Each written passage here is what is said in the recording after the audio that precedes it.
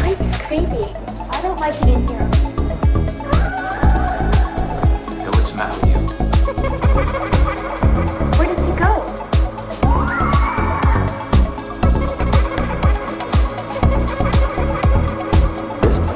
Wild. Put your soul into it.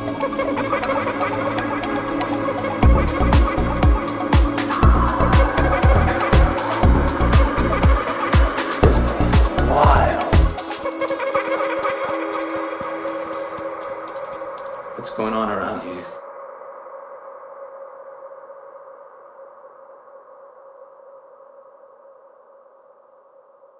So for me, it's interesting because I grew up Catholic, so it's not something that I ever thought that I was going to be involved with. I was always into angels, saints, and the Blessed Mother. And I thought I was going to retire as a third grade teacher. So I went to school to be a teacher. But for me, my former boyfriend passed in 2007 in a motorcycle accident.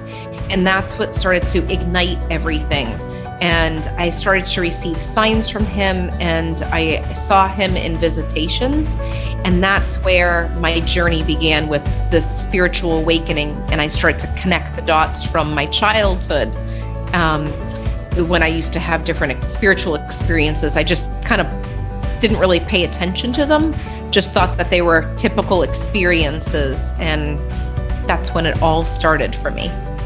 So I really thought that it was a sin to go to a psychic. I didn't know what a medium was, but once the experience happened for me where I had lost my boyfriend, Nick, I felt like my passion for connecting with him to make sure that he was okay and he was still around was stronger than any kind of thought of, is this a sin? I just thought, this is healing for me. So that kind of went out the window. And welcome to Haunting Live Podcast this week. Thank you for tuning in.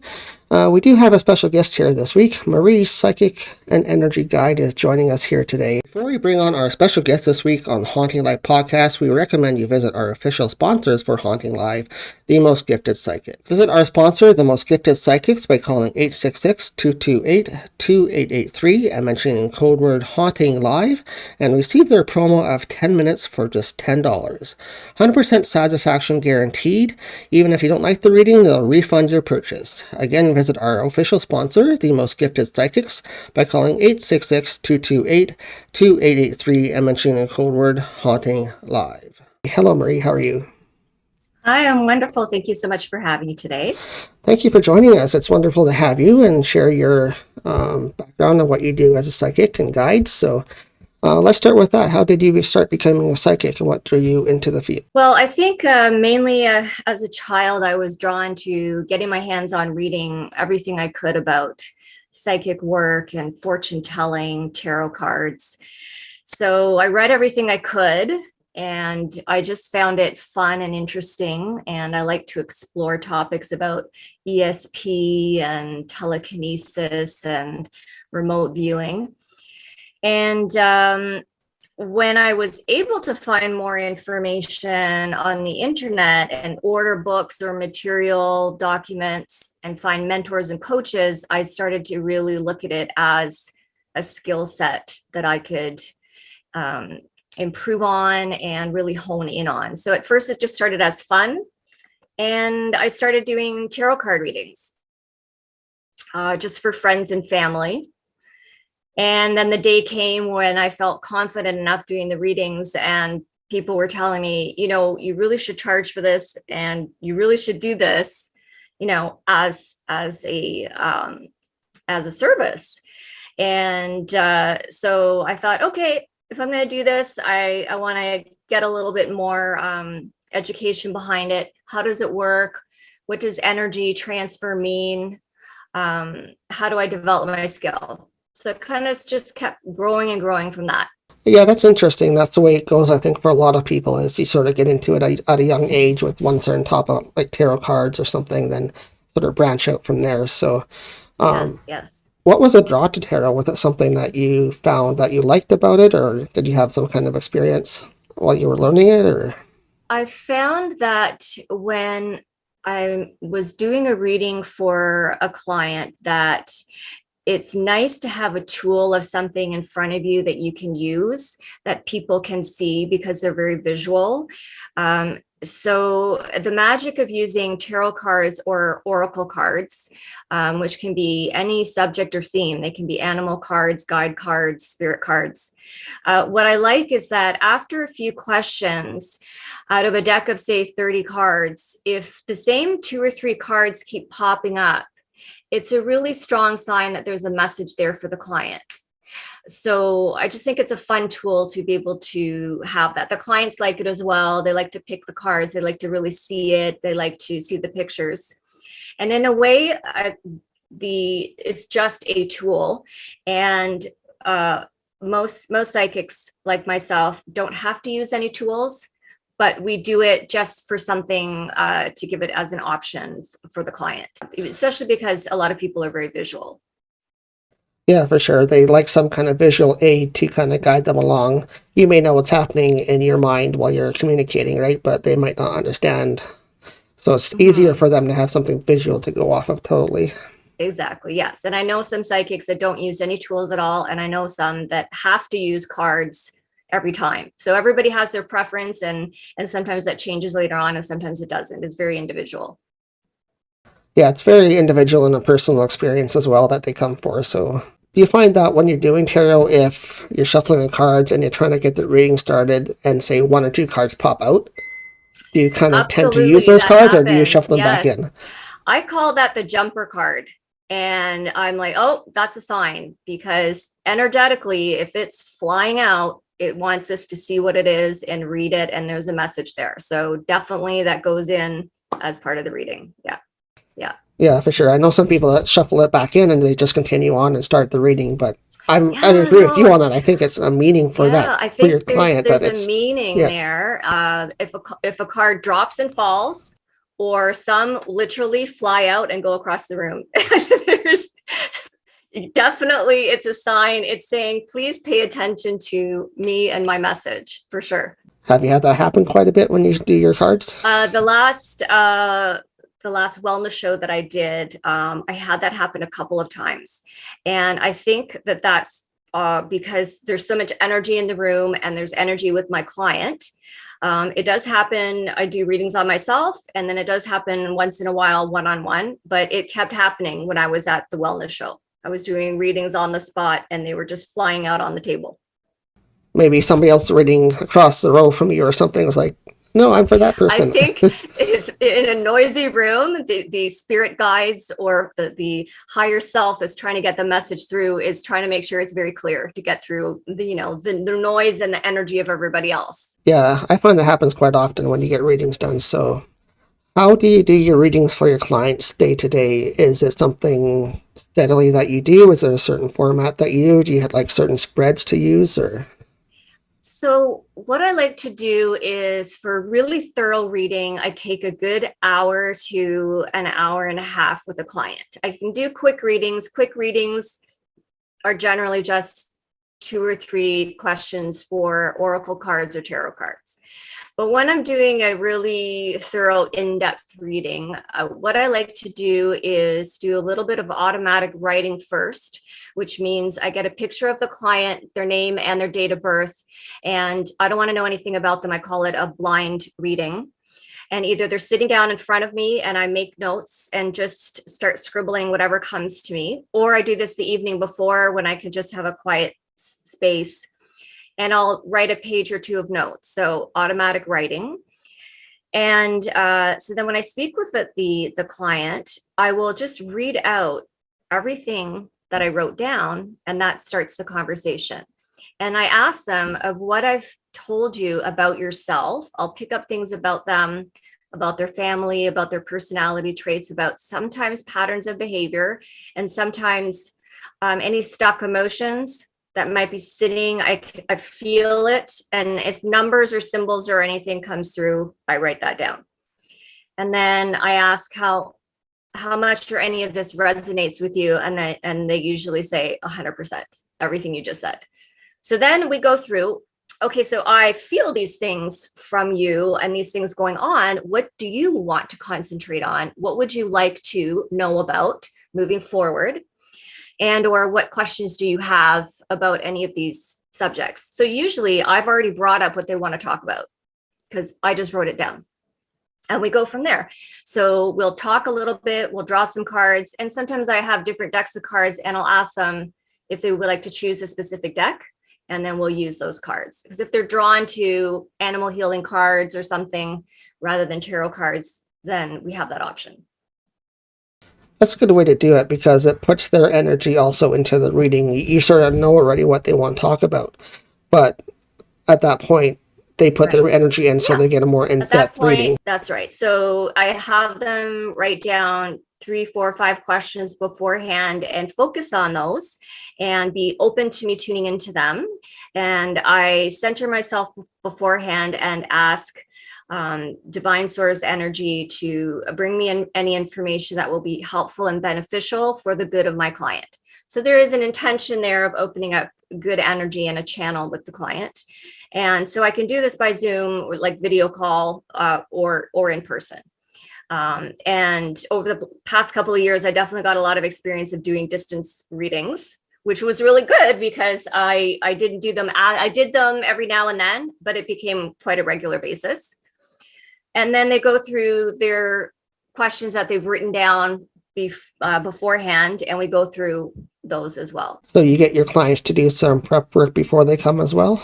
Yes, and to be in a frame of mind where they're open. I did have a client once, and I could not read anything the evening before, and I knew she had put up a block. So then about half an hour before our session time, I sat down again, and tons of stuff came through. And so I told her this, and she said, you know what, I've never had a reading before, and I was kind of nervous and apprehensive, and I wasn't open. And then this morning I thought, okay, I'm going to be open, like you said, and be ready and just receive. And then so she changed her energy field so that because you have to be invited. You have to be invited to read someone. It's an honor. It's a privilege. You're in their energy. You're in their space, right? And so I had that happen. It was kind of interesting. I'm like, so that's why I couldn't get anything. I could feel she wasn't letting me in. Yeah, you sensed that ahead of time that she had a block up, and obviously you sensed that, and it was correct. So I sensed it, and I was like, I put my pen down. I'm like, no, we'll go back to this later. And then I go through with the client after we've answered all their questions. We go through things that feel like energetically they're stuck in their system, blocking their flow or preventing them from feeling like they can move forward with confidence with whatever topic it is that we're talking about. So I'll do a little bit of guided meditations and releasing negative energy. And I'll give them some mantras, and I do tell them, okay, I've got a little bit of homework for you. And I'll give them some positive mantras to say before bed and in the morning before they get out of bed, so that they are retraining their mind to a more positive day. We want to at least start our day feeling neutral, if not positive. Yeah, and that makes sense as well. I think everybody should probably do that. Might make the day go by better. Yes. And if you're having a rough day in the middle of the day, just remove yourself from whatever room it is where you're stressed out, or go to your car for a minute and take a moment and just do deep breathing and recenter yourself. That can really help you continue the rest of your day with shifting your energy. So some of the work that I do, it's not just psychic prediction or tarot cards. It's resetting energy and unblocking chakra points that might be spinning too slowly. Is that something that you learned later on how to do, or did you take any kind of formal training to do your chakra work? I did take a few different courses. I took one in energy medicine, where you read the chakra energy and aura energy of a person using, it's basically an electronic device that measures hertz. So you're measuring the electromagnetic energy. Because I wanted to have a bit of a scientific approach and background to it. So by learning that, everything has a vibration and a frequency. So with the person's aura, you can take the antenna of the machine and you place it in the energy field along the main meridians and outside of the body. There's about 40 points to do. You record the number that you capture on the meter, and then you put it into a program and it will correspond to a particular color, and every color has a frequency. And then you're able to see if there are areas that are gray, they're blocked. If they're black, they're really, really blocked, and illness and disease. And if they are other colors, they all have a different interpretation. So I took a course in that in energy medicine. And I had already had a background in as a holistic practitioner with aromatherapy. And there's many other online workshops and courses that I've taken over the past. Usually every year I take at least one workshop or an online course that takes a month or two just to do. Yeah, just to build on my skills. Oh, definitely always good to expand on your knowledge of this topic because there's so much involved in it. Like there's no way you can learn everything that's in this field. So absolutely. Yeah. Yes. It sounds like you're well versed in that area for sure. Well, I always find that there are either new studies just being completed or there's documents of information that have been released that were kept top secret before, like with, say, CIA experiments or training of spies. What kind of experiments did they do? It's all well documented. There's a lot in Russia and only a little bit in the States and North America. We're a little bit behind in metaphysical studies compared to there's universities in Scotland and there's some in Russia that have amazing studies, and not so much in North America. So wherever I can get my hands on something to read, I like to see, what kind of experiment did they do? And right down to the quantum physics level of things. It's all energy. I just find it fascinating. I'm a little bit of a nerd that way. No, I am too as well. I do a little bit of research on the different fringe topics, I guess, like quantum and Yes.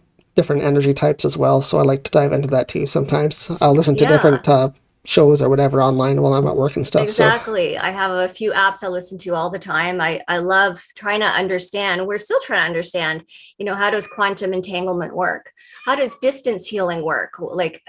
Like how is it that you can tune into somebody's subconscious and it doesn't matter where they are on the planet? How is it that you can think about someone and then the phone rings and it's them? How is it that we can tune into them? So we don't know how exactly yet, but we do know we do, and it happens. Yeah, it does happen quite often. A lot of people just brush it off as coincidence, or they say, well, that was just weird that happened.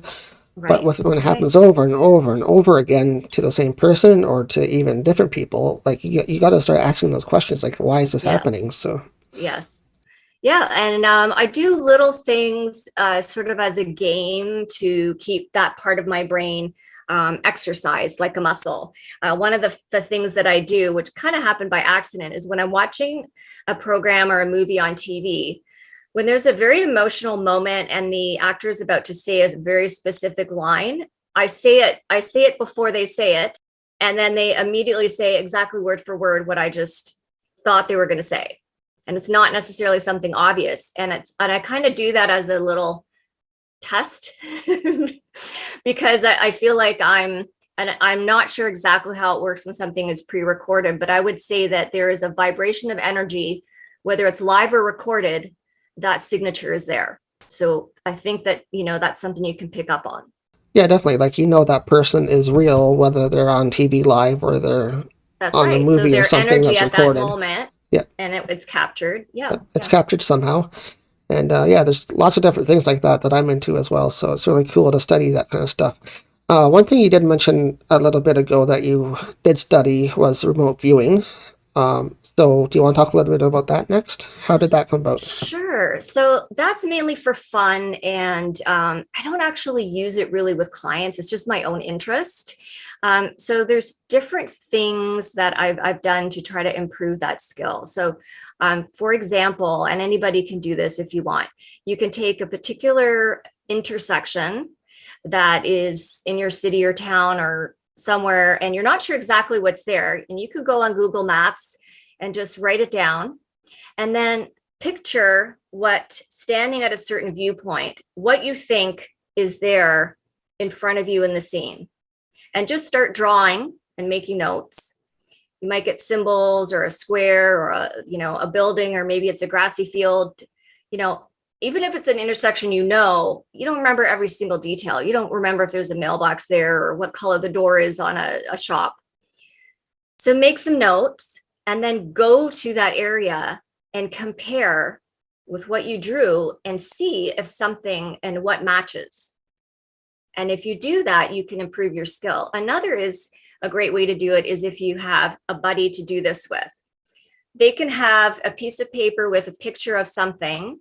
It could be something taken out of just rip it out of a magazine, and you place it face down, and even they don't know what it is. And then you, wherever you are, tune into that and whatever that picture is, and just start drawing it.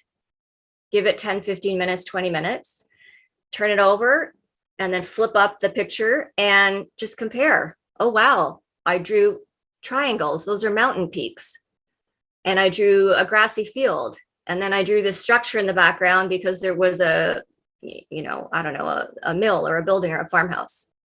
So there's lots of different ways that you can do it. You're basically tuning into an area and you're picturing it. And I have heard suggestions that whatever your dominant hand is, use the other one so that you're not following what you think it is. You're just drawing out what comes to you. So there's lots of different things like that. And also you can do it with someone where they can go somewhere and you're on the phone and they say, okay, I'm stopped. Where do you think I am? And have them walk around 360. And then you see if you can pick up what they're looking at from an aerial view and from their view, and write it down, make notes, and then check in with them as to the accuracy. I'm looking at a coffee shop, and then I'm looking at a library, and now I'm looking at a whatever. That sounds like an interesting way to sort of get the test going anyway, to see if you have the ability to do that. Would be a simple way to do it for sure. Yes. But what sort of drew you into wanting to try that? What, did something happen that you were like, that'd be cool to try, or an experience happen that, I wonder if that's what it was? Sometimes I felt I could tune into a friend of mine, or like where they were, what they were doing, just by talking to them on the phone. Even what they were wearing, like what color shirt or that kind of thing, or if they were standing or if they were sitting. And I just kind of did it as a game. And it's nice you have like-minded friends that are into this, because they'll play along. And I felt sometimes that there was deja vu, where I went somewhere and I was sure I'd been there before. And I wonder if part of deja vu, where you think you've seen something or been somewhere that you've been before, could also be that you just remote viewed it before you got there. And so a part of your energy arrived at the spot before your body did. And that's why you've got an imprint of the image.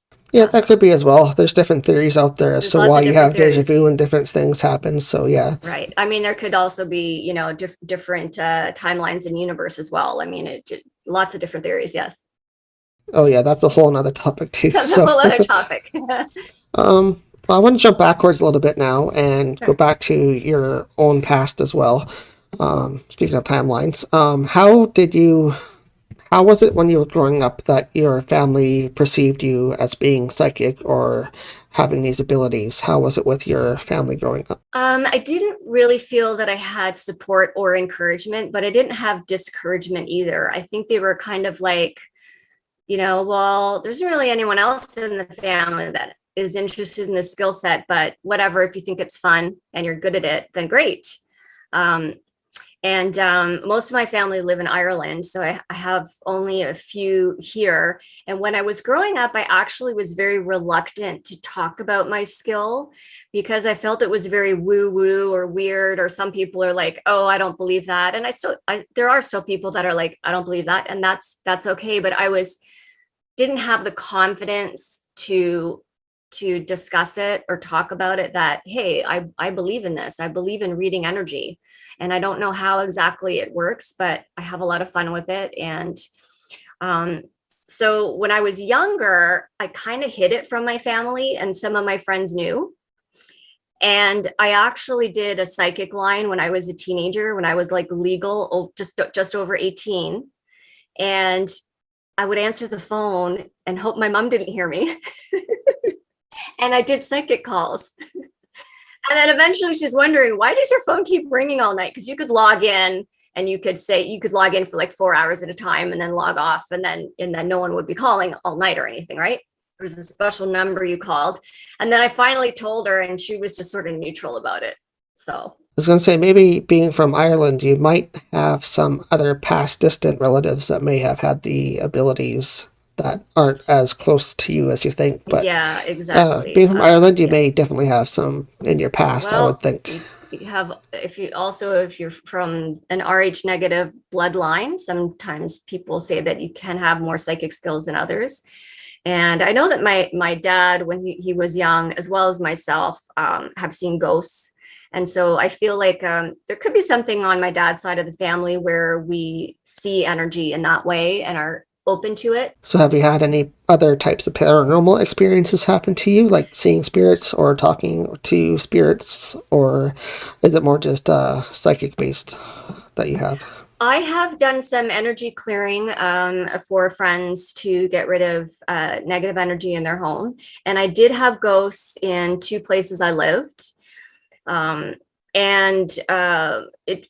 It felt really good that it wasn't just, it was validated by other people. So I had rented an apartment once in this house that was converted from an old barn.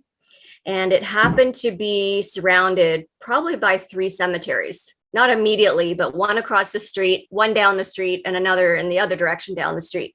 It was like quite an energy vortex. And right away in the first few days, I felt that there was an energy in the house.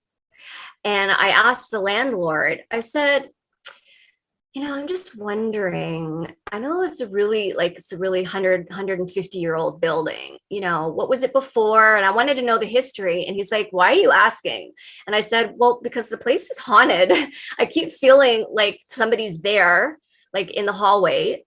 And my cats would keep looking down the hall as if they see something. And then I would hear as if there's creaking on the floors, as if someone's standing there. And the landlord said, well, every single person that's rented here has said that they've seen or heard something, and it is haunted. And he said that sometimes he and his staff, because they ran an office on the main level, that the lights would go on and off sometimes by themselves, and they'd leave the lights off, and he'd drive by later on and all the lights would be on in the basement. And also I had a house that seemed to be a vortex area, a junction. And I would see ghosts every now and then, and they weren't negative energies. They just seemed like spirits just sort of passing through. And I told my roommate, I had a friend renting from me at the time, and he said, I don't want to hear anything about it, or I'm not renting from you anymore. So I was like, okay. So I kept it hush hush. One night we had a party, and he invited some of his friends. I invited my friends. So some of his friends stayed over in the guest room. And did they not see a ghost standing at the end of their bed, just watching them? And told him, and he didn't tell me for months later. He said, well, you were right, but I didn't want to say anything at the time, but my friend saw the ghost. So he must have had some friends over that had some mediumship or psychic ability as well. So they must have been able to see them. So right. So I don't think that he could see them, but I think his friend could. And I said, okay, don't worry, I'm going to do another, clearing. I'm going to sage every room in the house, and then we'll blow on the windows. We'll do a blessing. It's not a negative energy. It was just someone curious that was looking, and then they went away. Yeah, not really needing to do a cleansing if they're just passing through, but maybe just to make your roommate feel more at ease might be a good thing. So. Exactly. And then I've done it for some people that also residual energy can be in a room or house after there's been a lot of arguing or divorce or something, or any trauma that's happened. And I've done an energy clearing there where I take my EMI device and I measure the hertz energy in the room. I just do a 360 in the room and capture what the number is and make a note of that. And then I will be able to walk through and feel where there are energy spots that don't feel great and other spots that feel really good. And then just do a clearing of the whole house, and sometimes a little feng shui. Just sometimes you need to move furniture a little bit to let the energy flow a little bit better. Yep, that always helps too when you're trying to clear out some energy out of a space, just to move stuff around a little bit. So yeah.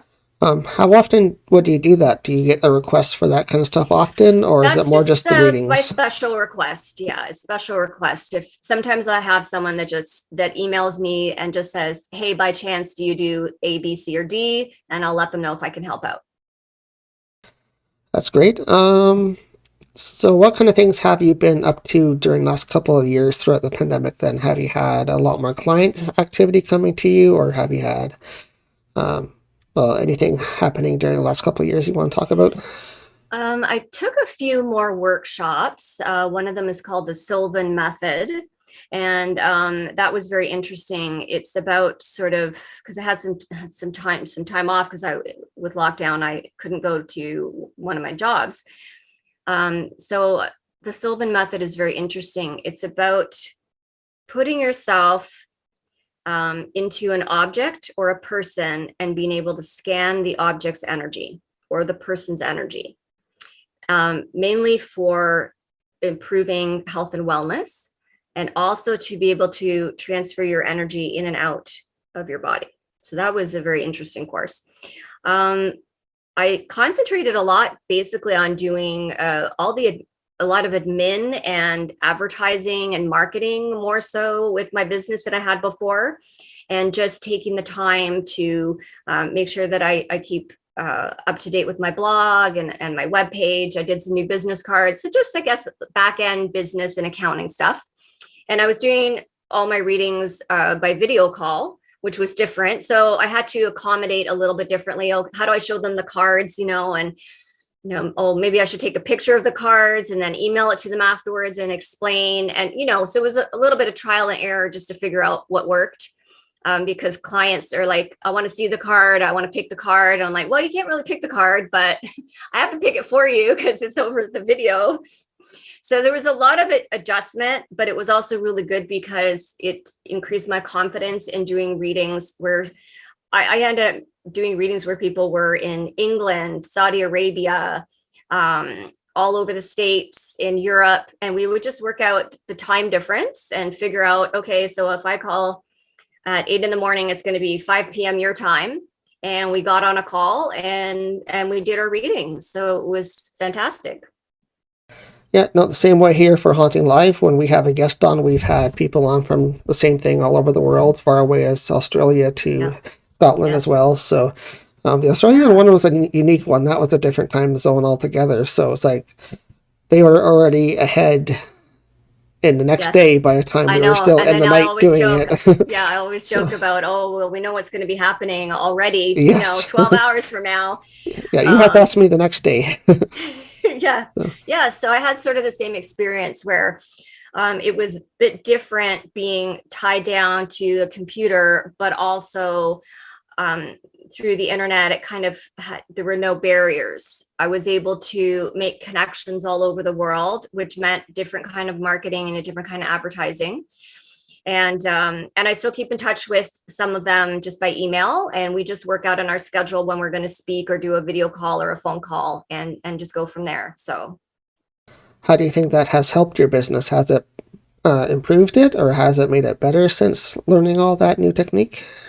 It has improved. I've really streamlined, being able to get back to clients and have everything organized. Some days I am so busy that it is hard to get back to all the emails I might get in a day. So I usually have to put in my email signature that sometimes if I'm busy, I will explain I'm booking a week in advance because I just don't have time. Sometimes I can do 2 days in advance, very rarely same day, and sometimes a week in advance.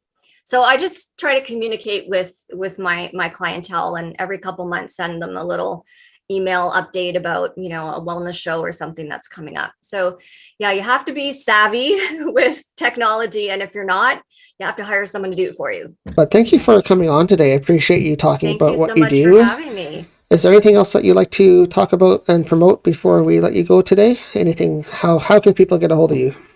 I do have a WordPress blog, as well as my email is mary1psychic@gmail.com. And I have a blog that is a Celtic card reader at wordpress.com. And if you just Google Psychic Marie Lightworker or Psychic Marie Energy Guide, I come up.